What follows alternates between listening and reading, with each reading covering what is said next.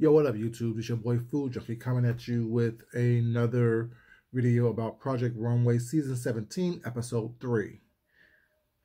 This episode, or this video is not late because it has not aired yet, so I'm getting in just under the meter. I told you initially I wasn't going to do Project Runway at all because I really didn't care. Actually, I was disappointed and upset because I didn't make it onto the show. To be honest with you, I auditioned for it, got all the way to the live New York auditions, and didn't make it. So I wasn't going to audition or recap it or talk about it or even watch it until I found out that one of my friends, my mentor, the person who taught me how to design, got on the show, Miss Nadine Rutherford. So let's get at it. Project Runway Season 17, Episode 3.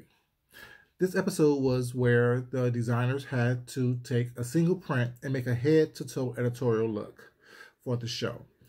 Well, you know, me, like I said, my reviews is mainly be about my friend and mentor, not really about Project Runway. I may put some stuff in here and there, but I don't care. Who cares? I care actually, but you know, well, that was the challenge. The challenge was to do a head-to-toe look, editorial look, using one single print. And knowing my mentor, that's her specialty. That's what she does. That's what she do. And of course, you know, for the past couple of seasons, Project Runway has been using all different types of models of all different types and sizes and shapes and things like that. That's also what she does. Her specialty is to make clothes that fit real women extremely well. She mentioned on the show that her aesthetic is working with knits and leathers. And it is her aesthetic. She does do that. That's what she does extremely well. So I was really excited and happy for her to have this challenge because I figured she was going to be at the top. Well, throughout the episode, I hate when they have one person talking a lot because I saw that happening with her. She was talking a lot. She was being featured a lot. She was being seen a lot. And I was happy that she was being seen a lot. But I know that's the pattern. The pattern is when you're seen a lot or talked a lot on any of these competition reality shows, you're usually at the bottom or you're going home that episode. Be it Top Model, be it RuPaul's Drag Race, be it, you know, All Stars of any kind or any Project Runway, things like that. When you're talking a lot, you normally go home that week. American Idol, The Voice, whatever competition reality show that you go into, that's usually the pattern. So I was getting nervous. Then I started looking at the editing of how they edit her. And thinking back to how they have been editing her throughout the first two episodes as well. She was coming across angry and harsh and aggressive, and I know her personally, you know, and know that that's not how she is. You know, granted, will she snap if you act crazy? We all do that, you know what I'm saying? We all are very protective of our art, of our talents, of our creations, especially as artists, you know. So I noticed that happening with her, and I noticed that she was not seemingly in the best of moods when the camera was on her. I don't know what happened behind the scenes. I don't know what's going on, but I just know that they wasn't showing her in the best light or showing how she truly is, which is this lively, bubbly person who is willing to help everyone with anything they need help with. Because she was my professor, you know, she's a teacher. That's what she does. So she get a model that was a full-figure model, you know, and she was happy with it. But in doing that, she had to change her design aesthetic, her sketch, because the young lady she got was a little bigger than what the measurement said on the comp card. And if you're a designer or anyone working with another human being, as far as making garments for people, they can give you a comp card or a card with measurements on it, but it's always totally different when you are actually fitting the model or the person themselves. So before she got the model in front of her, she made pretty much completed the outfit or started the outfit and had some finishing touches to do. When the model came, the measurements that she was given was smaller than what the model actually was. So she had to alter her garment in order to accommodate the model and also to fit her design aesthetic still. So in doing that, she got frustrated, as we all would get frustrated as a designer, as someone who's creating something and you want it to look a certain way and you don't have the correct measurements or the correct portions in order for it to look a certain way. But with that, you also want the model themselves to actually look good and feel good in the clothes. So that was a big issue. Cut to, you know, the tops of the challenge. You know, the top of the challenge was, let me see.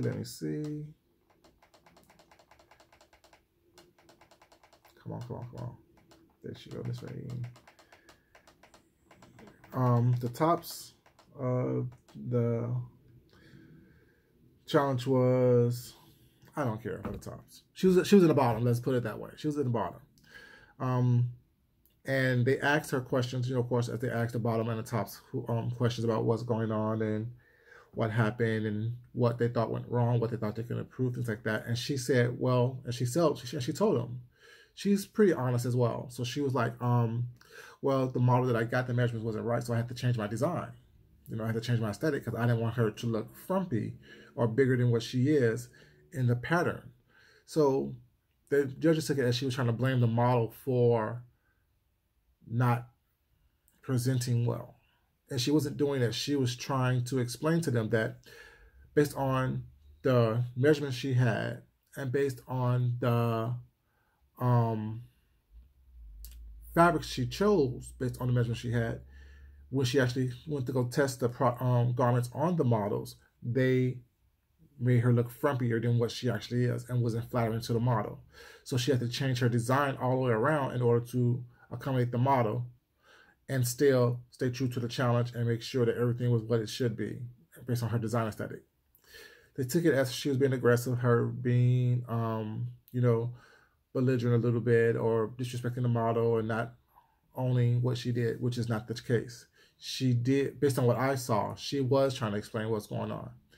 Then when they were checking out the clothes, whatever, they didn't critique the fact that the clothes or the garments was made wrong. They critiqued the fact that, you know, the model felt bad in the clothes and the model felt that she was blaming her for the fact that, you know, the clothes didn't look right. Now, mind you, this model was brand new to modeling. And on that stage, if you don't know how to walk properly or walk correctly, it's going to show. And it showed her trying to teach the model how she wants the model to walk in order to present the clothes the best way. When the model hit the runway, first thing that was said was, why is she walking like that? And that wasn't said by my friend, Miss Nadine. It was said by the other designers. Miss Nadine was shown saying, yeah, I told her not to do that. I told her not to walk that way. I told her to walk this way.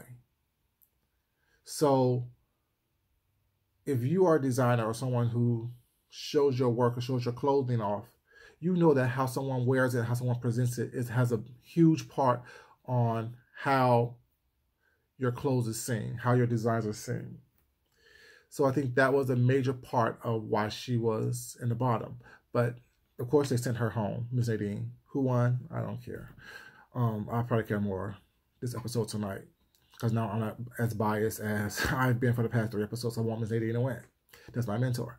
But they sent her home, and their excuse was she didn't have the temperament to be there, basically, almost was what they're saying. Her temperament was wrong. But yet they showed her helping out someone behind the scenes where she was actually sewing up a garment for someone else after her garment was completed. So I Instagrammed her, was not sent her a message, trying to let her know that, you know, I'm proud of what she's done. I appreciate what she's done. She came a long way. I appreciate it. I love her still. I respect her. I'll always support her. You know, if she need anything, just let me know. XYZ. She was like, she appreciated my message. My words meant a lot to her. If I ever need anything, just let her know, you know, XYZ. So, my mentor, my friend, the person who taught me how to sew, is no longer on Project Runway. Will I still be watching Project Runway? I don't know. I work a lot, so if I catch it, I do. Well, I made a promise that I will do. I'll review it, so I guess I will make a point to watch it, and I will try to get to these reviews and be more consistent with information on the reviews because I'm not as biased as I was for the past 2 episodes. I commit my biases. I commit when I'm wrong. I commit, when I made a mistake. But, I didn't make a mistake. I just really wasn't into it until I saw that she was on it. So she was my main focus on it. But now that I'm doing these reviews, I am going to have to be more diligent in the information that I deliver to you. But yes, my mentor, my friend, Miss Nadine Rutherford, is no longer on Project Runway. But I'm happy she got the exposure. I didn't like the fact that they actually made her look like she's not a nice person, because she is. I'm also upset that they edited. Okay, sorry. I also like the fact that I don't like the fact that they edited her in a way that made her look bad. I hope that doesn't hurt her brand or her clientele, because she had a huge clientele here in Georgia. But on that platform, you can have international appeal and clientele, stuff like that. So I hope it doesn't hurt her in that aspect. But her talent speaks for herself. If you want to check out some of her designs, go to Rutherford Hall. That's the name of her company that she has and that she designed for. Rutherford Hall. RALLIFORDHALL. Rutherford Hall. That's the name of her .com. That's the name of her company and her website. So, yeah, it was an experience that I guess she enjoyed. But one thing she did say is that it wasn't for her, and I believe that, because she is already established. She's not really trying to break into the industry. She's already been in the industry for a while. I guess she did it because it would get her to a different platform, and it could. But some things are not for everybody, and I'm happy that she's not taking it too harsh or too hard, I should say, and she's moving forward and continuing to do what she's been doing, and designing and creating fabulous clothes for real women of all sizes, and continue to build her brand the way she needs to build her brand that works best for her. So this is my review on Project Runway Season 17, Episode 3. Although I really didn't go through everything with the winners and bottom line and stuff like that. I don't care like that. I was just upset. And the reason why I didn't do this sooner, because I was upset that she left and she went home. So I really wasn't, too thrilled about that. So I wasn't too hyped about listening or watching anything else and taking notes and stuff like that. I have to be honest with you. So I do apologize about that. So please don't hold it against me. Hold it against my head. Hold it against my heart, because, my girl got kicked off. But I will be more diligent in my reviews in the future on this topic. If you like what you see in this video, if you want to see more content that I have on my channel, please go to Food Junkie and watch it. If you like what you see, subscribe, like, comment, and share.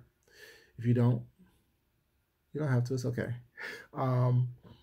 As I always say, love yourself, love someone else, respect yourself, and respect someone else. Until next time, Food Junkie out.